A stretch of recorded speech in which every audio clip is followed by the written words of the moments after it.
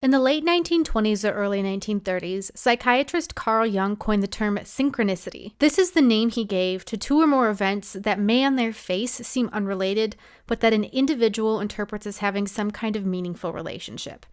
These synchronous experiences pop up all the time in motorsport. Like, for example, Mario Andretti winning his championship at the Italian Grand Prix, the very first race he attended as a child. Or Francois Sever dying at the track where he won his only Formula One victory. Synchronicity can take on religious connotations for some people, but for others it manifests as superstition. And today, on Deadly Passions, Terrible Joys, we're going to explore the life of Alberto Ascari, who was perhaps the most superstitious racing driver of all time. Ascari's life was peppered with meaningful symbols, numerical repetition, and a deep, abiding deference to the seemingly inarticulate forces that guided him through his career. Today, we'll trace the similarities between his death and that of his father in order to understand the complex ways that superstition and synchronicity have manifested in motorsport. Motorsport isn't just about fast cars and daredevil drivers. It's a place where scandals burn hotter than exhaust pipes. This is a history podcast dedicated to delving into the darkest corners of the racing world to uncover secrets, deception, and intrigue. My name is Elizabeth Blackstock, and welcome to Deadly Passions, Terrible Joys. The story of Alberto Ascari begins with his father, Antonio. Antonio Ascari was born on September 15, 1888, at an Italian commune known as Bonfera di Sorga, near Mantua.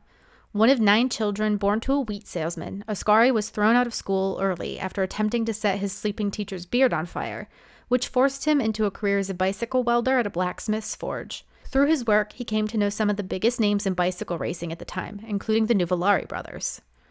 Adept with both his hands and his quick wit, Antonio Ascari soon moved out to the country to service newly introduced agricultural machinery before moving to Milan, where he earned a role as a manager of the repairs department for a small automobile manufacturer called De Vecchi. He was so skilled in that role that when he was just 22 years old, he was invited to set up a De Vecchi agency in Brazil. Ascari brought his brother Amedeo with him on the international adventure, but their excursion came to an early end when Amedeo died of yellow fever. Heartbroken by the loss of his beloved sibling, Antonio Ascari sold everything and returned to Milan, where he prepped a De Vecchi to compete in a 6-day-long reliability trial with his close friend Ugo Sofocci. The reliability trial ended in a retirement, and not long after, World War I swept through Europe and brought motorsport to an end. Antonio Ascari started the war repairing government airplanes and ended it by setting up a dealership for a newly formed automaker named Alfa Romeo. The dealership quickly became one of the largest in Italy, and by the time Antonio Ascari's first child was born, the family was well set up to live a comfortable life. That child, born on June 13, 1918, was named Alberto, and he'll come to be the topic of this episode. But before we get there, I do really want to sketch a picture of his father's racing career, such as it was. Antonio Ascari's first professional race in 1919 at the Parma to Poggio de Bercetto hill climb, where he triumphed over 9 competitors, including a young man named Enzo Ferrari, saw him take his first victory. At 31 years of age, Antonio Ascari had it all: a flourishing business, a growing family, and a rapidly evolving racing career. And after a win in the Consummate hill climb and an impressive performance in the 1919 Targa Florio that unfortunately did end with a slide into a deep ravine, Alfa Romeo had seen more than enough. It wanted Ascari on its team, not just to race, but to sell its cars and to help develop its latest racer, the Alfa Romeo ES Sport. What followed was a few years of uninspiring performances that finally abated in 1923, when Ascari finished second in the Targa Florio after leading much of the race, only to see his car break down just before the finish.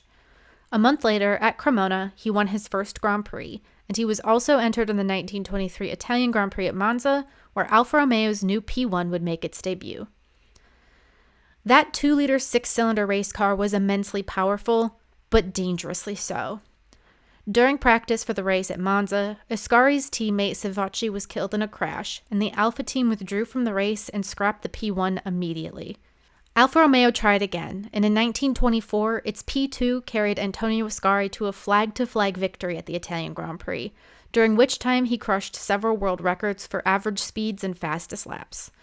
It seemed to set a strong tone for the following year, which would be the first to introduce the World Manufacturers' Championship. In that championship, manufacturers, not drivers, would be awarded a prize for performing better than the competition during the course of a few European races. And at the first European Grand Prix of the year in Belgium, Ascari took yet another victory, albeit a slightly hollow one. Only 7 drivers turned up to compete at the massive Spa-Francorchamps track, and by the end of the race, only the Alfa Romeo teammates of Ascari and Giuseppe Campari remained on the track. Ascari won unchallenged with a gap of 21 minutes and 58 seconds to his teammate.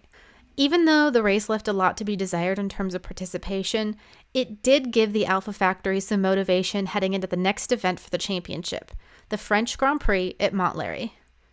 It was there that disaster struck. According to Kevin Desmond, author of The Man with Two Shadows, Antonio Ascari left his family on Friday, July 17th, an unlucky day of the week paired with an unlucky number, with a sense of foreboding weighing him down. At night, revelers prevented him from sleeping, and at Montlhéry, he grew more and more concerned with the fence that lined the circuit. Wooden posts were haphazardly stuck into the earth, strung along with wire. The circuit presents difficulties and hazards that are useful to neither men nor machines, Ascari allegedly said at the time. Along only 2 stretches and up on that splendid banked section can you do anything approaching 124 miles per hour. For the remainder of the track, you must slow down and be very careful that you don't go off the track. That whole weekend, Ascari seemed off. One of his friends was killed during practice, and rather than head back to the hotel after the pre-race preparations were through, he lingered in the garage, watching his mechanic work on the car. When he woke up on race day morning, he headed to the track, unshaven and wearing sandals, anxious to get the whole affair over with. The green flag flew at 8 a.m., and Ascari launched into the lead straight away. He built up an impressive lead of 7 minutes, but during his fuel stop, he was apparently anxious to get back on track and wrap up his victory. Then it started to rain. Ascari did indeed slacken his pace, but not enough for the conditions. On lap 23, Antonio Ascari crashed. Speeding off a straight toward a corner at high speed, Ascari's rear wheel grazed one of the fence posts that had so bothered him in the build-up to the race. At over 100 miles per hour, it was enough to send the Alfa Romeo into a skid that dragged more of the fence down with it, forcing the P2 into a somersault that crushed Ascari underneath. Still conscious, Ascari attempted to free himself from the wreckage with little success. His right leg had been almost completely severed, and the other was badly broken. Paired with a broken arm and serious blows to the head, it would have been a miracle had he managed to drag himself loose. Fans and mechanics near the scene tried to stanch the bleeding, but the official medical car took over a half an hour to arrive to the scene of the accident. It isn't clear if they'd just assumed the crash wasn't too bad, but Kevin Desmond reports that the doctor in the ambulance was horrified by what he ended up seeing. As Ascari was bundled into the car, the doctor ordered his severed leg to be immediately amputated, and that ambulance should take him directly to Paris. They didn't make it far before Ascari took his final shuddering breath. The ambulance turned back to the track, unsure of what to do. At some point during the race, Alfa Romeo personnel learned what happened to their team leader, and they retired in Ascari's honor. The first and second place drivers, Robert Benoit and Albert Divo, laid their victory garlands at the site of Ascari's accident, while the mourning had already begun. French race fans paid their respects to Ascari at a villa near the track that Alfa Romeo had been using for the weekend. After a church service, his body was taken by train back to Alfa's headquarters, where a mortuary room had been assembled for all of Italy to mourn. Thousands of Italian fans joined the funeral procession as Antonio Ascari was shuffled to his final resting place. His son Alberto was just 7 years old as he sealed his father away in the family mausoleum. 13 days before, Antonio had celebrated his birthday.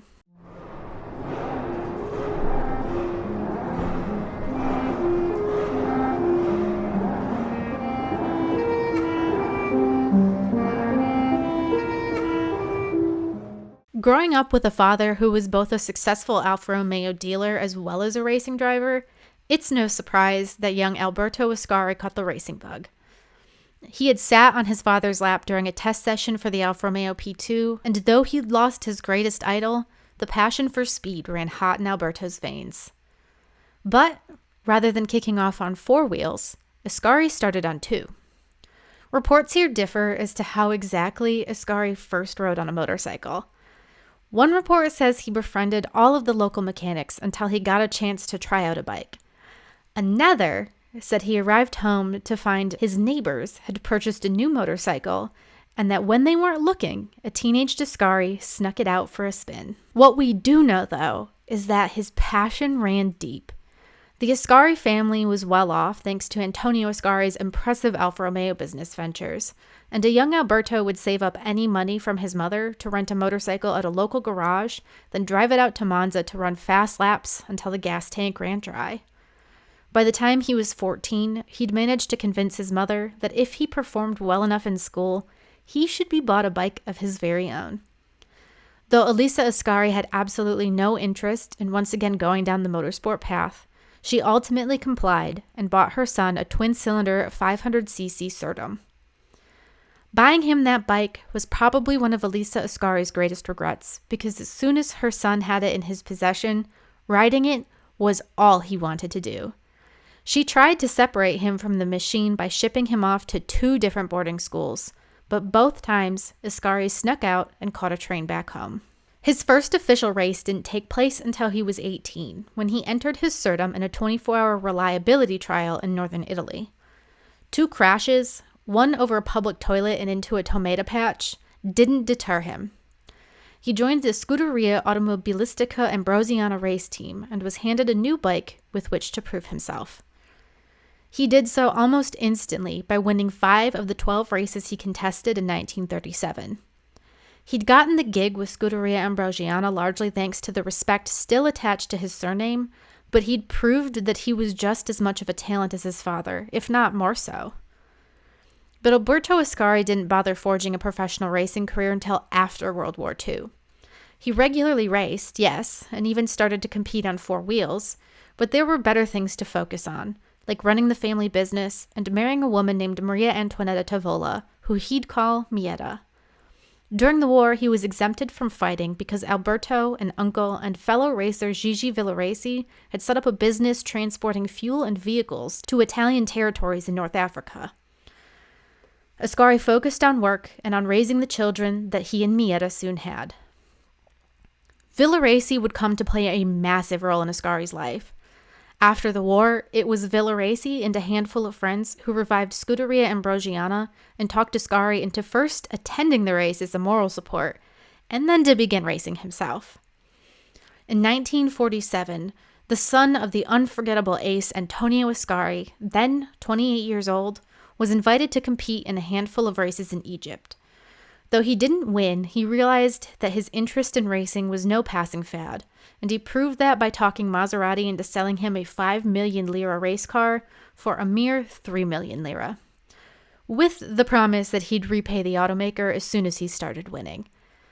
Gigi Villoresi welcomed him with Scuderia Ambrosiana with open arms.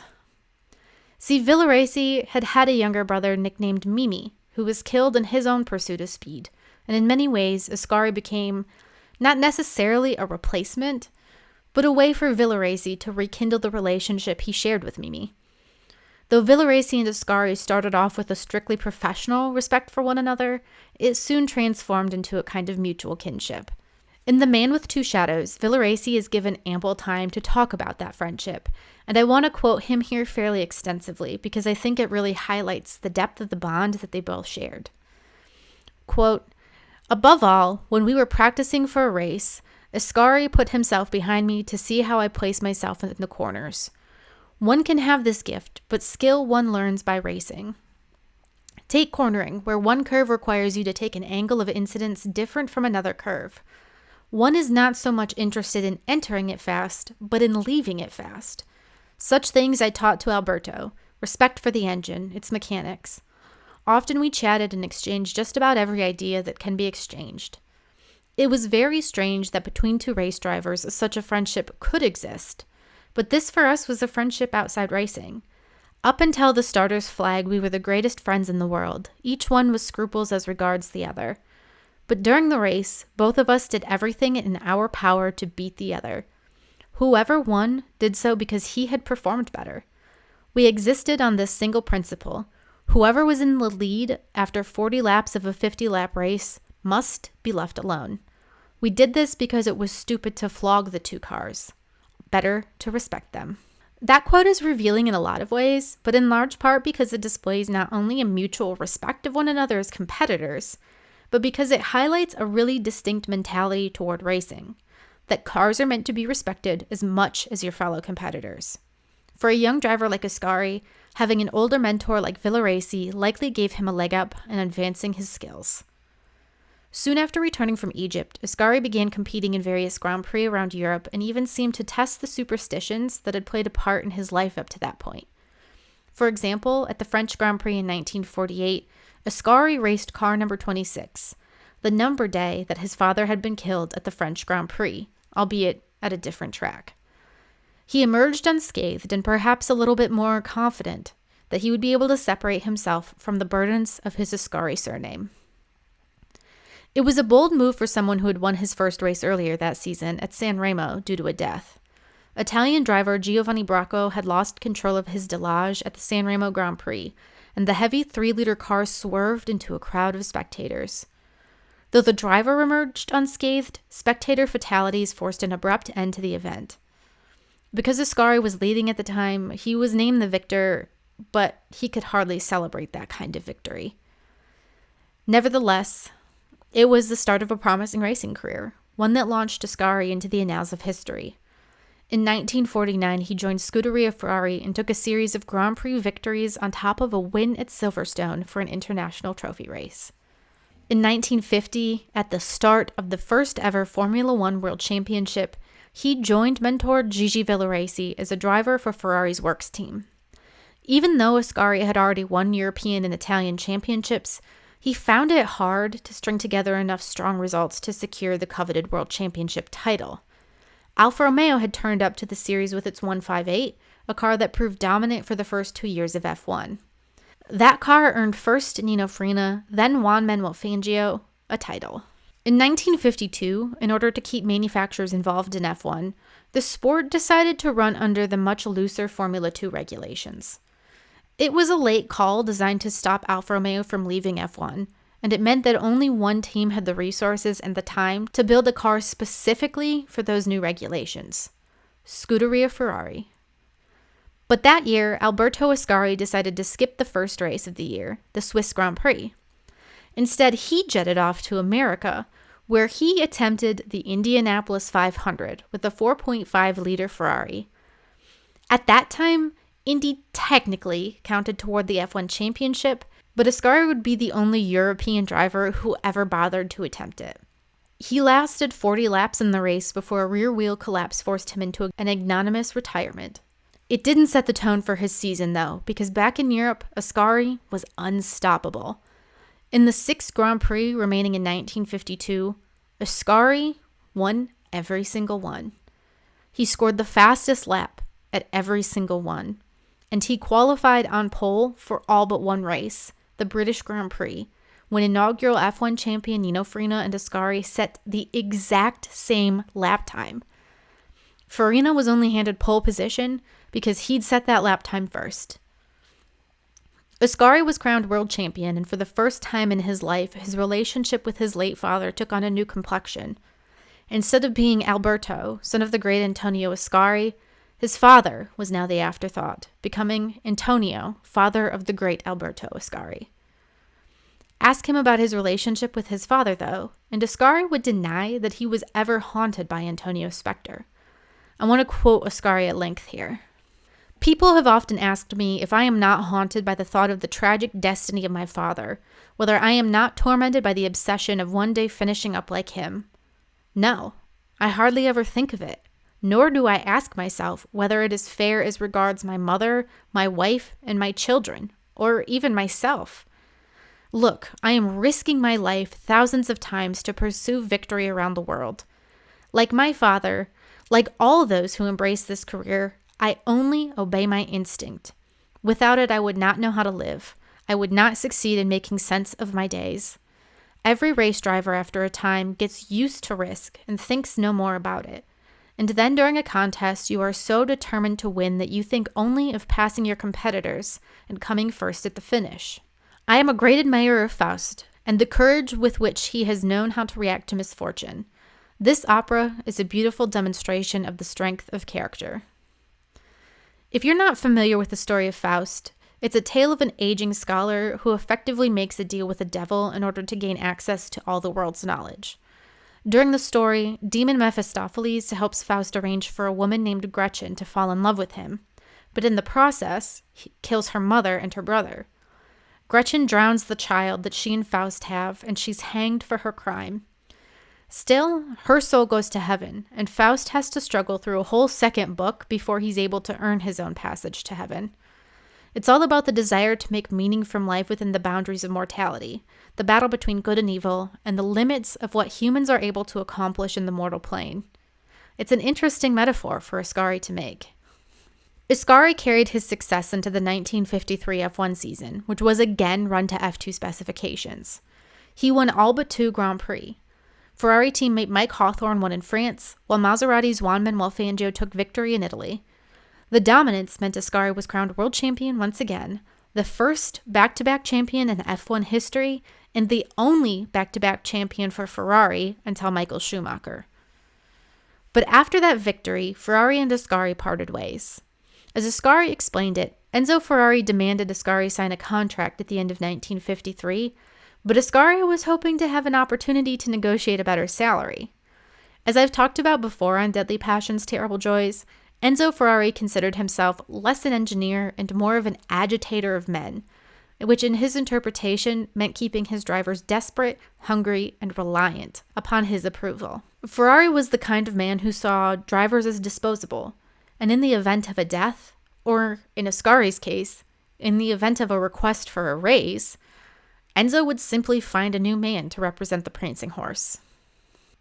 Ferrari took it personally, too. In an official press release, he announced, on the 31st of December, the tenets of existing collaboration with the race driver Alberto Ascari will be broken. The root cause of this split, Ascari's desire to direct his future efforts toward creating commercial prospects, thus guaranteeing a tranquil future for himself and his family. Scuderia Ferrari reluctantly accepts this decision. Although, understanding the logic of his ambitions, which collaborated with him to the extent of 2 world championships, Ferrari is aggrieved that they were not able to offer, now and in the future, what other companies obviously could to the world champion. And so, heading into the 1954 F1 season, Alberto Ascari found himself unemployed, and his options were slim. He wanted to race for an Italian team, so joining Mercedes was out of the question. Alfa Romeo was a no-go because it was the marque that had killed his father. Instead, he and Gigi Villaraci headed off to Turin to negotiate a deal with Lancia. On January 1st, 1954, Lancia released a press release of its own to announce that both Ascari and Villaraci had joined its team. The only problem was that Lancia didn't have a car. The D50 wouldn't make its debut until the final race of the year, the Spanish Grand Prix, and it did so in style by taking pole position, even if it didn't end up finishing the race. While he waited, Ascari was granted dispensation from Lancia to pick up guest drives at Ferrari and Maserati and to compete in endurance races. The whole season could have seemed like a mistake had it not been for Ascari's promising start to 1955. In 2 non-championship events ahead of the F1 season, Ascari took stunning victories over the almighty Mercedes team. Unfortunately, by the time the World Championship actually kicked off, Lancia's luck had worn out. Ascari retired from the season-opening Argentine Grand Prix with brake failure. He was able to secure another win at the Naples Grand Prix, but that win would be his last. Then came Monaco. Alberto Ascari and Juan Manuel Fangio both set the exact same lap time in practice, with Fangio gaining the honor of pole position thanks to having set his lap first. That night before the race, a group of drivers headed out to watch a film together, and as they walked past the harbor, one of the drivers pointed to a particular place on the circuit and said, "Whoever touches here goes into the water." Ascari promptly found some wood to knock on in hopes of changing his fortunes. Lining up second on the grid, Alberto Ascari's Lancia bore the number 26, the number of the day his father had died, the number 13 twice over. The day after the race, he would have lived the exact same amount of time his father had, to the day. Still, the green flag flew, and Ascari was able to hold on to his second-place starting position up through lap 80 of 100. If he could finish the race, it seemed he'd be able to turn his luck around with Lancia. Up in the lead was Sterling Moss, whose new Mercedes engine blew up the following lap. He was so far ahead that Ascari had no idea what happened, and the Italian driver continued bombing around the circuit under the impression that he was tantalizingly close to a victory. He had no idea he was leading. Coming into the harbor chicane, something went wrong. Some theorize that Ascari miscalculated, while others say it simply had to have been a brake failure. Whatever the cause, the Lancia lost control at 100 miles per hour, cracked into a curb, slid over the oil that Moss's Mercedes had spewed onto the track, and burst through the hay bales and wooden posts blocking the harbor. Ascari's Lancia somersaulted through the air and plummeted into the water. Seconds ticked by that felt like an eternity, but then, suddenly, a bright blue helmet bobbed up to the surface. Alberto Ascari himself soon followed. He was collected by a rescue boat that took him off to a hospital. The Lancia required far more work, with a crane working overnight to dredge it back up. The wheels had been shorn from the rest of the body. Rescue workers also couldn't help but notice how close Ascari had come to striking one of the many cast iron moorings around the harbor. Had he done so, he likely would have been knocked unconscious, and well, that would have been that. At the hospital, though, Ascari was completely unfazed. As he nibbled at some ice cream, he told his visitors that the crash was nothing, all in a day's work. Fortunately, I can swim and know how to breathe underwater. Even though the doctors suspected Ascari might have sustained some damage to his nose and spine, they did allow him to check out and head home with a chauffeur sent by Lancia to bring Ascari and his wife Mietta back to Milan. When they made it home, they found a life jacket waiting for them, a gift from the Italian Motor Nautical Federation. The crash had taken place on May 22nd. On May 25th, Ascari had a checkup with his doctor, then visited a friend. He asked that friend to drive him home, citing some irritation with his leg, and mused about how the following day, he was thinking about heading off to Monza.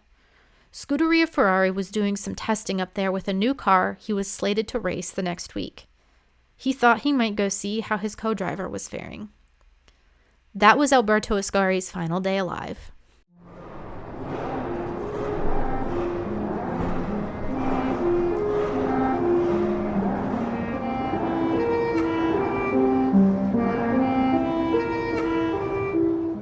If you haven't already guessed, Alberto Ascari's life was dictated by superstition.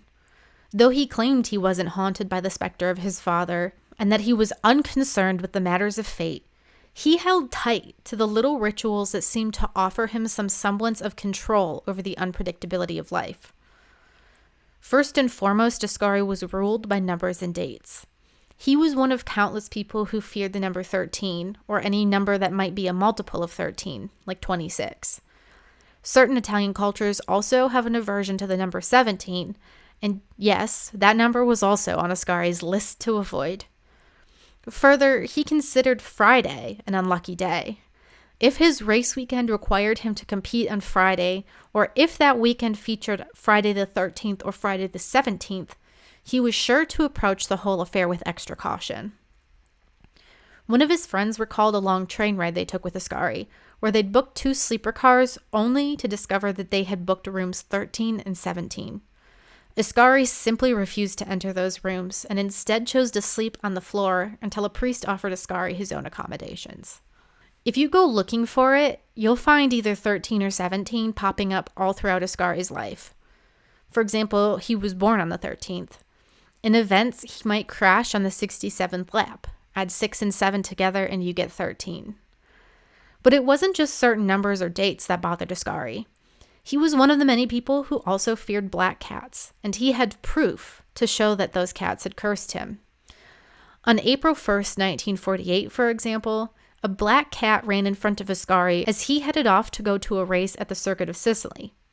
According to the man in question, that resulted in, quote, everything that could happen to me did happen during the 620-mile event. His riding mechanic got sick. His rear axle broke. A rag got caught around the engine. It all brought a premature end to Ascari's race. But that wasn't the only feline run-in he had. Allegedly, a month later, a large black tomcat darted in front of Ascari as he headed to the start line of the Mille Miglia. In this race, his gear shifter broke in such a way that it required 2 hands to change gears. He pushed on despite everything, but a connecting rod later melted in the event and forced a retirement. Other friends related stories of Ascari coming to a complete stop in a road car if he saw a black cat, forcing his reluctant passenger to take over the wheel. Or, before a race in Marseille, Ascari refused that anyone drive his Fiat 1400, the only car available to a group of several friends, because a black cat had napped on it. He only dared to get back behind the wheel 5 days later after the checkered flag flew. Ascari biographies are peppered with stories about black cats. Sometimes a fellow racer would pet a black cat and crash, and other times Ascari would be followed around his hotel by a black cat at a faraway race, forcing him to take extra precautions to avoid disaster.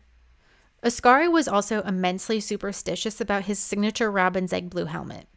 In The Man with Two Shadows, Gigi Villaraisi remembered that the two purchased their new racing get-ups together in early 1951, when they decided to finally swap their cloth crash helmets to hardened ones. Villaraisi opted for a white helmet, while Ascari went with that signature light blue. Why blue? We aren't entirely sure. Considering the fact that Ascari's house, wardrobe, and cars were all saturated with blue, we can mostly only assume that it was his favorite color. In some cultures, though, blue is also thought to ward off evil spirits, hence why evil eye amulets are always a deep, glossy blue. Ascari also found open-necked shirts in the same color, and together with his helmet, it became his standard racing getup. He was also protective of his racing gear. There's a story that says a fan once stole Ascari's helmet at Monza, or at the very least that someone picked it up and held it before the race. Ascari actually asked major Italian newspapers to write that if his helmet was not returned to his care, he would never race again. And sure enough, the helmet reappeared. Racing without it simply would have been a disaster. Other versions of this same story say that he simply requested fans not to touch his helmet, a plea that he issued through his journalist friends. But after that, Ascari never had an issue. Gigi Villaraisi recalled that he and Ascari both had similar boxes where they kept their racing gear, and that no one, not even Mieta, was allowed to touch Ascari's box. Villaraisi said, "One day he was out lapping in the Ferrari, and I had need of a little piece of white cotton wool to put in my ears. So I opened his box. On top were a pair of gloves, which I moved ever so carefully. Then I took out a little piece of cotton wool. Then I put everything back exactly as I had found it. He stopped at the pits, opened his box, and said, 'Hey, who's been mucking about in my things?' Obviously, I had put those gloves back 2 millimeters out of place. No more." I think in our modern age, we tend to be extremely skeptical about superstitions, so I'm sure you're probably wondering what exactly all these rules and rituals had to do with Alberto Ascari. Yes, he had lost his father on a racetrack and had found countless bad omens in the whole affair. But surely that was it. Surely there was no way these superstitious fears would play out in reality. But that's almost exactly what happened.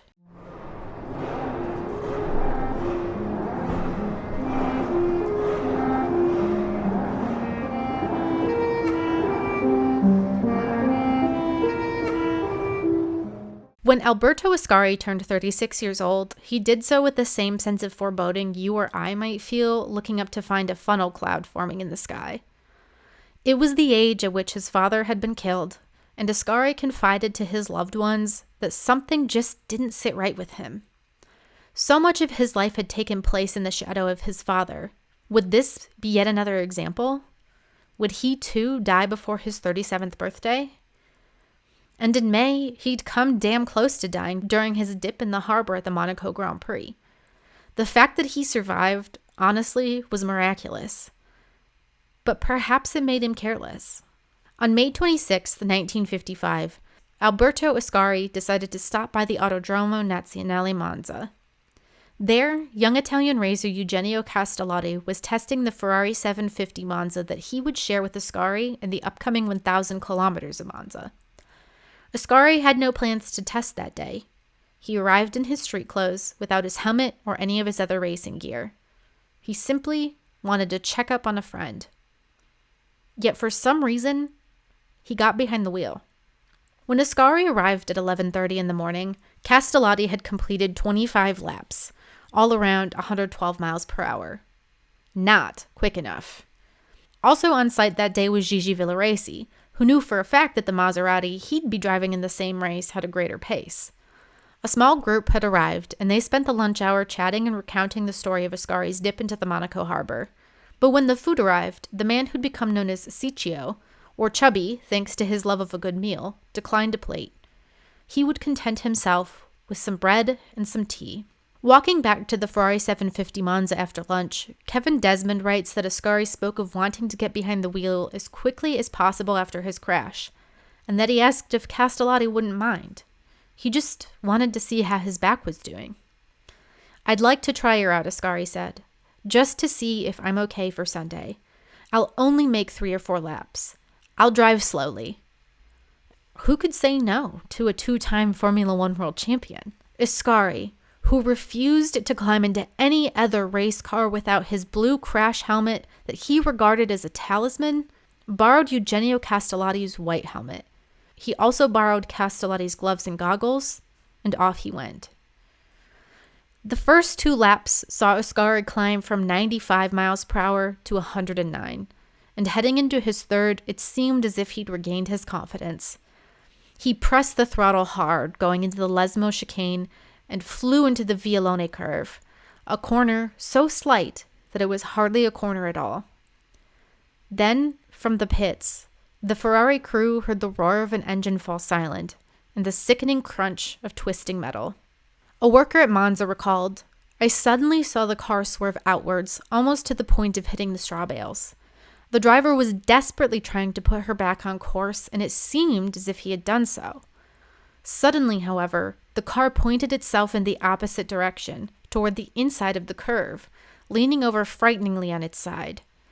Then, as if its nose had dug into the soil, the car lifted itself up vertically some several meters, then bounced back onto the ground, grazing it, then made a second jump, in which moment Ascari was thrown out of his cockpit, and finally went and fell on the edge of the asphalt border. The upturned vehicle continued along the ground for 10 meters. By the time the group in the pits reached Ascari, the champion lay 30 feet from his car, unconscious and covered in blood. Castellotti's helmet had been smashed in half, yet when they felt for a pulse, astonishingly, there was one. A faint one, but still a pulse. The Ferrari crew summoned an ambulance, with one mechanic even rolling up his shirt sleeves to offer a blood transfusion on the spot. Gigi Villoresi hopped in the back of the ambulance and accompanied his best friend on the ride to the Monza hospital, but Ascari didn't make it. As Villoresi held him, Ascari shuddered and died. Thus began the uncomfortable task of sharing the news. Gigi Villoresi called his sister from the hospital, sobbing, to tell her the news and to request that she head directly to Ascari's house to tell his wife Mietta. "I'll tell you a strange thing," Mietta recalled. "Through all those 9 years as his wife, you live in terror of something happening to him, of his being killed. But that midday, eating and chatting with the children, I felt no terrible premonitions. It was neither a race day nor a day to practice. He had only gone up there to watch the trials, not to drive.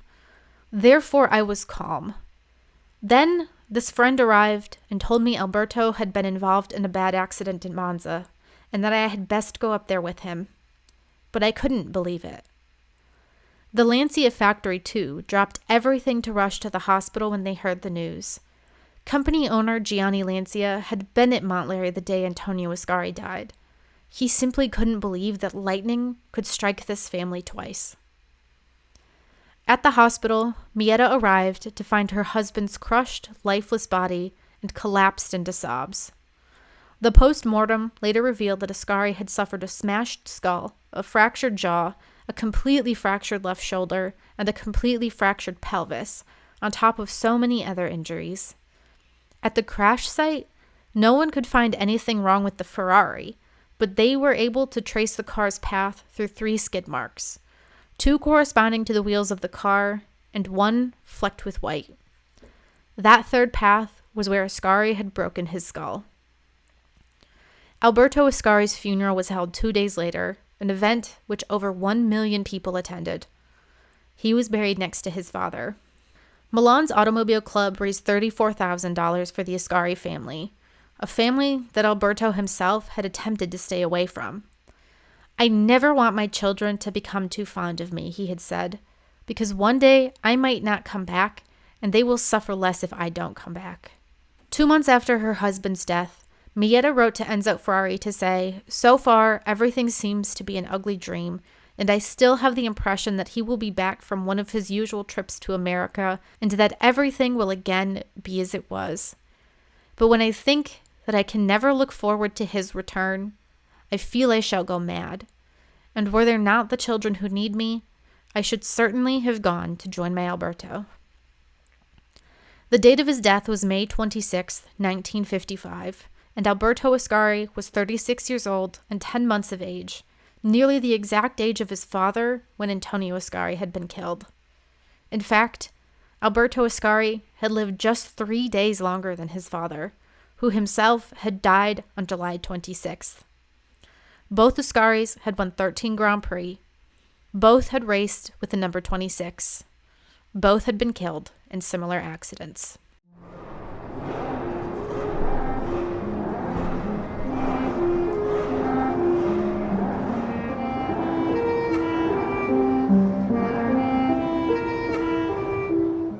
If you ask a group of 10 people if they believe in synchronicity or superstition, there's a good chance you'll find a diverse set of responses. Somewhere between 2 and 4 people in that group will admit to believing that there's some kind of otherworldly force that guides their life, or that there are certain symbols or colors or numbers that have come to take on a deep meaning in the context of their existence.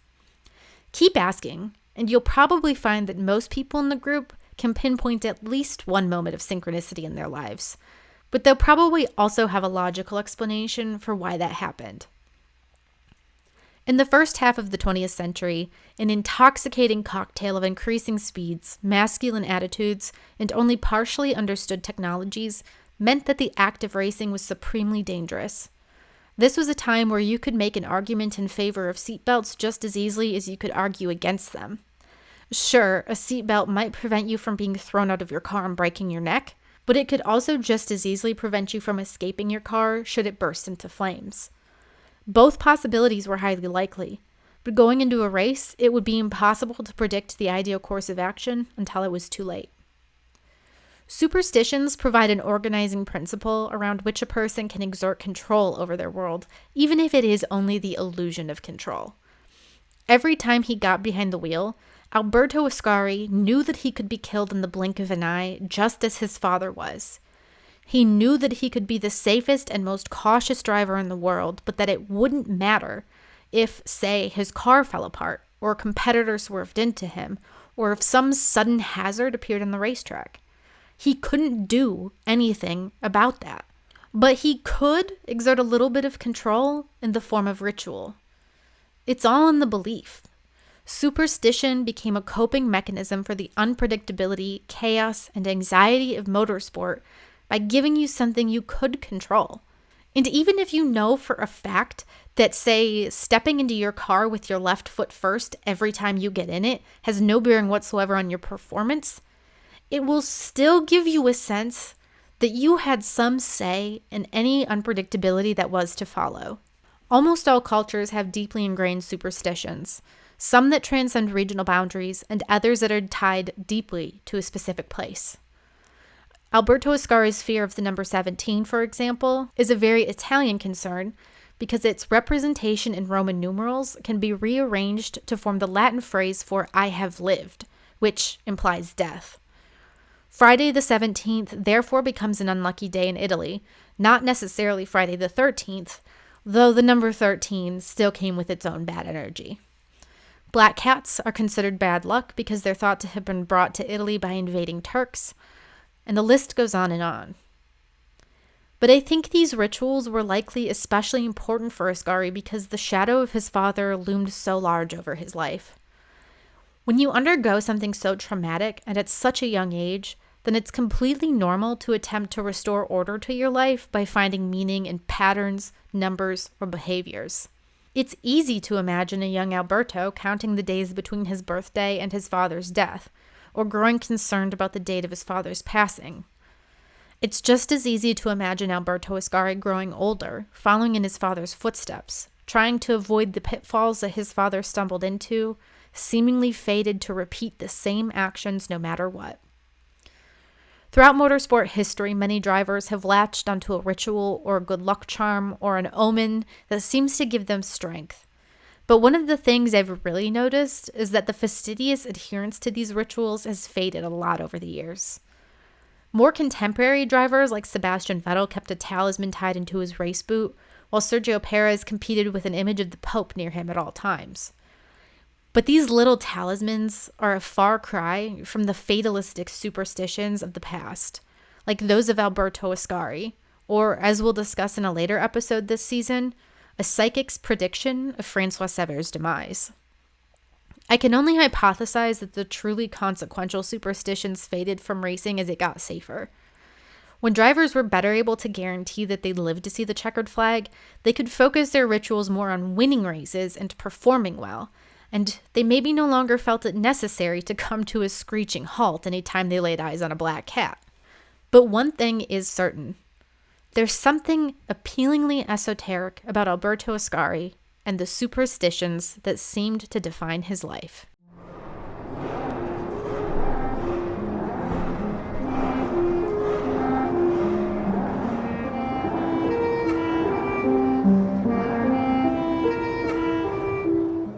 Thank you so much for tuning into this episode of Deadly Passions, Terrible Joys. In the next one, we are going to explore a plane crash that killed multiple members of the United States Auto Club to understand how that tragedy impacted American open-wheel racing's fractious split. If you enjoyed this episode, please subscribe to the show, give it a rating, and leave a review. And if you're hungry for more, don't forget to check out the DPTJ Substack. Finally, if you have further questions, sponsorship opportunities, or you just want to reach out to say hello, I have an email for that. deadlypassionsterriblejoys@gmail.com. Finally, we're ending with La Source, the segment named after the iconic turn at Spa-Francorchamps, but that serves as my bibliography for each episode. It's important to me to be able to cite regularly and accurately, so I'm giving a shout out to some of the most influential sources at the end of each show. You can also find my full list of sources in the episode description. This week, my two primary sources are Alberto Ascari biographies. The first, The Man with Two Shadows by Kevin Desmond, was published in the early 1980s and inspired the second book, Alberto Ascari, by Carl Ludvigsen. If you can find a copy of either of these, they're both really, really good reads. That's all from me this week. I'll see you next time for another episode of Deadly Passions, Terrible Joys.